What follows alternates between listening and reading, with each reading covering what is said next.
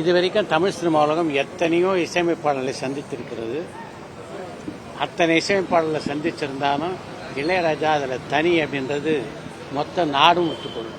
அதாவது இந்த சிம்பனி இசை இன்றைக்கு அந்த மேடையில் அந்த சிம்பனி இசைக்கலைஞர் இசைத்த போது அப்படியே அந்த நாடி நரம்பெல்லாம் ஒரு தமிழுக்கும் துடிச்சிருக்கோம் நினைக்கிறேன். இப்படி ஒரு இசையை நம்மால் இங்கேருந்து ஒருத்தர் போன பண்ணைபுரத்துலேருந்து ஒருத்தர் போன ஒரு இசைக்கலைஞர் சாதிச்சிருக்கார் அப்படிங்கும்போது அவருடைய உழைப்பு, அதாவது அவர் இளையராஜாவே சொன்ன மாதிரி அந்த 72 பேரும் வாசித்த எல்லா இசைக்குறிப்புகளும் ஒவ்வொரு இசைக்குறிப்பும் இளையராஜாவுக்கு எழுதப்பட்டது. அதாவது இவருக்கு சுத்தமாக அந்நியமான ஒரு இசை.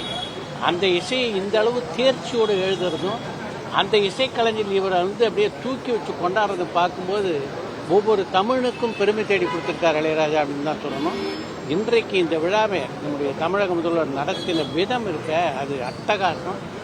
அரசு விழாவாக இருந்தாலும் உள்ளே பார்த்தீங்கன்னா உங்களுக்கு தெரியும், அரசு விழா மாதிரியே நடக்கல. இது ஒரு குடும்ப விழா மாதிரி தான் இருந்தது. அப்படித்தான் சூப்பர் ஸ்டார் ரஜினி இளையராஜாவை பாராட்டினதும் சரி, கமல்ஹாசன் இளையராஜாவை பார்த்துக்கிறது எல்லாமே ஒரு நிறைவான குடும்ப விழாவில் கலந்து கொண்டு வெளில வர்ற ஒரு எண்ணம் தான் எல்லாருக்குமே இருக்குது. அந்த அளவுக்கு நிறைவான விழா. மிகச்சிறப்பான அறிவிப்புகள் எடுத்துட்டாங்க. இதில் முதல்வர் வைத்த கோரிக்கையும் ஒரு அருமையான கோரிக்கை. சங்கத்தமிழுக்கு இளையராஜா இசையமைக்க வேண்டும் இருக்காரு.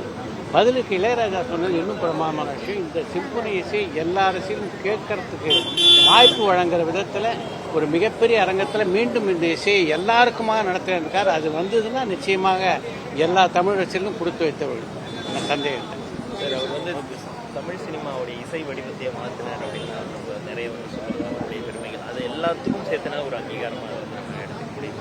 100%. அதாவது இளையராஜாவுடைய இந்த 50 வருட பயணத்தை பக்கத்திலிருந்து பார்க்கக்கூடிய வாய்ப்பு பெற்றவன் தான். அவருடைய முதல் படத்திலிருந்து பார்க்கக்கூடிய ஒவ்வொரு அங்குலமாக வளர்ந்தவர் தான் அவர்.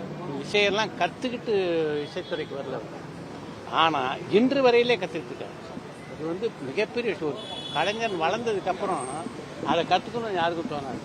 ஆனால் எல்லா நாட்களும் இசை ஒரு பக்கம் இளையராஜாவால் இசையை வளர்ந்துட்டு இருக்குன்னா, இன்னொரு பக்கம் இளையராஜா இந்த இசையை கற்றுக்கிட்டே இருக்கான்றது ரொம்ப பெரிய விஷயம்.